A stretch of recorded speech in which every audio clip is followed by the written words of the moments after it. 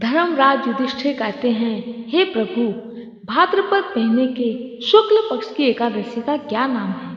इसकी विधि तथा इसकी महिमा बताकर हमें कृतार्थ करें।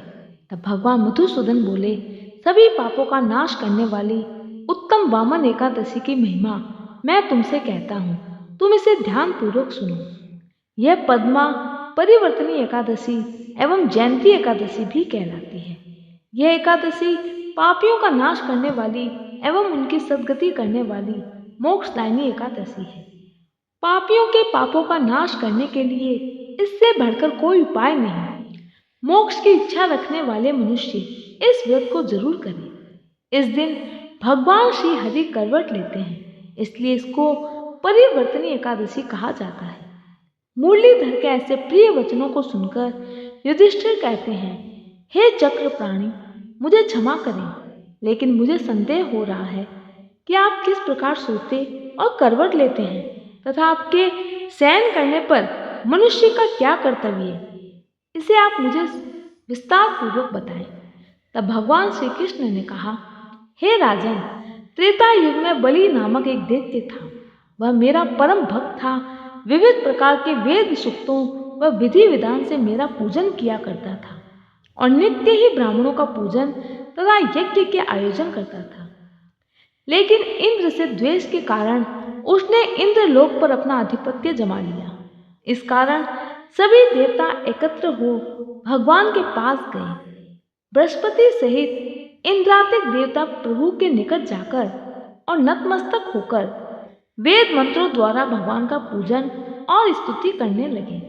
तब मैंने अपना 5वां रूप धारण किया, जो मेरे वामन नाम से पूजन किया जाता है, और फिर इसी रूप से राजा बलि को जीत लिया। राजा युधिष्ठिर बोले, हे जनार्दन, आपने वामन रूप धारण करके उस महाबली दैत्य को किस प्रकार जीता?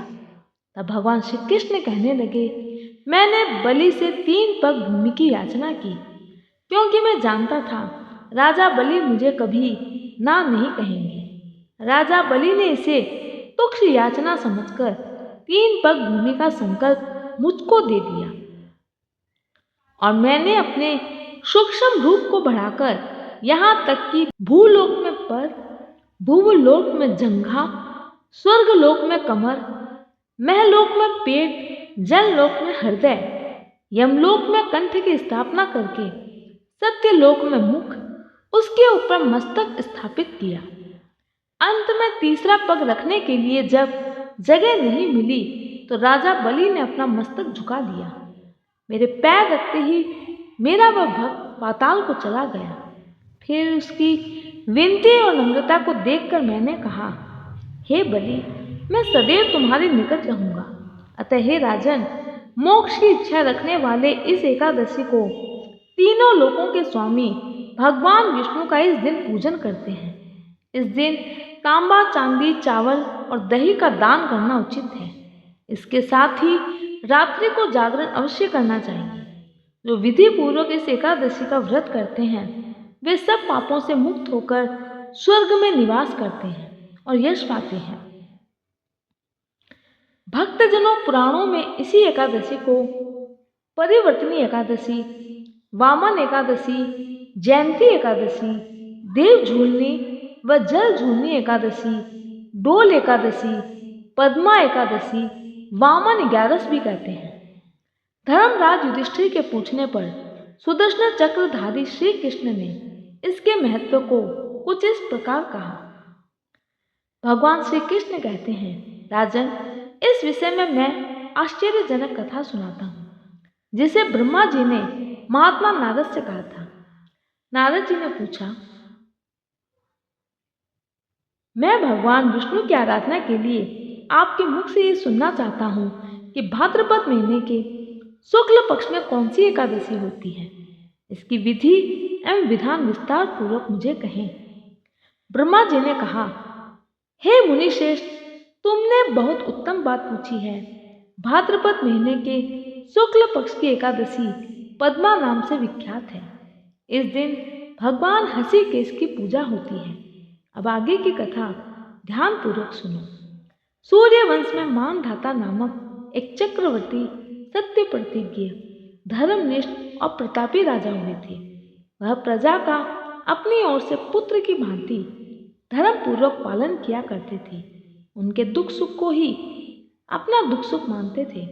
उनके राज्य में कभी किसी चीज की कोई कमी नहीं रही। व्याधियों का प्रकोप भी नहीं था। उनकी प्रजा आत्मनिर्भर तथा धन धान्य से समृद्ध थी। महाराज के कोष में केवल न्याय संगत धन्य का ही संग्रह था।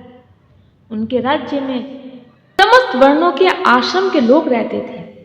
राजा मानधाता के राज्य की भूमि कामधेनु के समान फल देने वाली थी।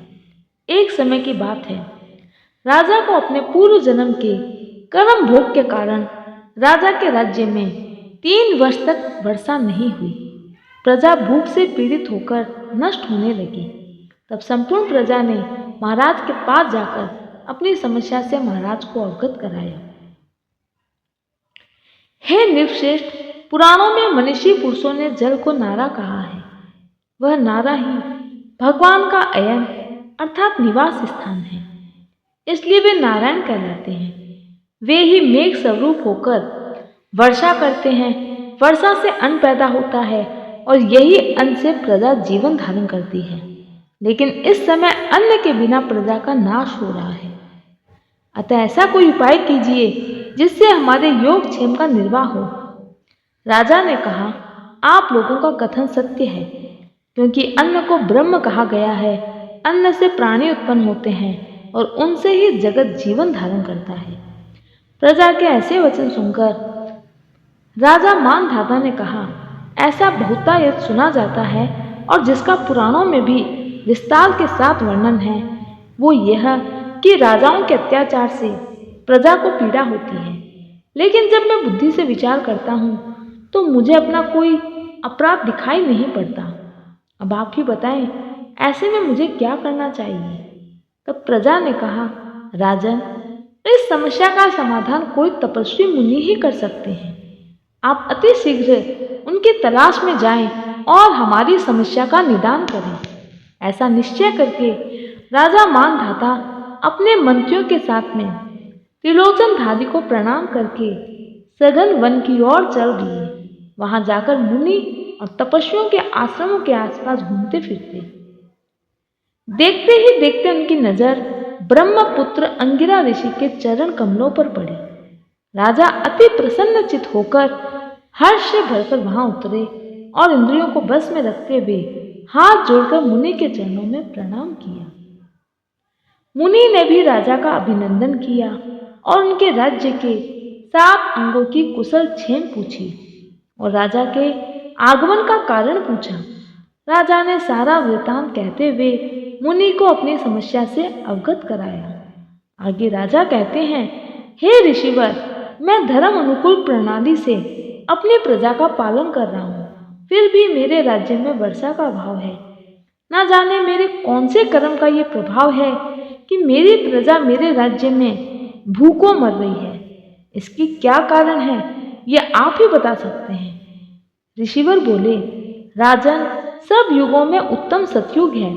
इसमें सब लोग परमात्मा के चिंतन में लगे रहते हैं तथा इस समय धर्म अपने चारों चरणों में युक्त होता है। इस युग में केवल ब्राह्मण तपस्वी होते हैं, लेकिन राजन, तुम्हारे राज्य में तो शूद्र तपस्या करता है। इस कारण मेघ ने अपनी सीमा बना ली है। तुम उसके प्रतिकार का यत्न करो, जिससे यह अनावृष्टि का दोष शांत हो जाए। राजा ने कहा, हे मुनिवर, आप ये क्या कह रहे हैं?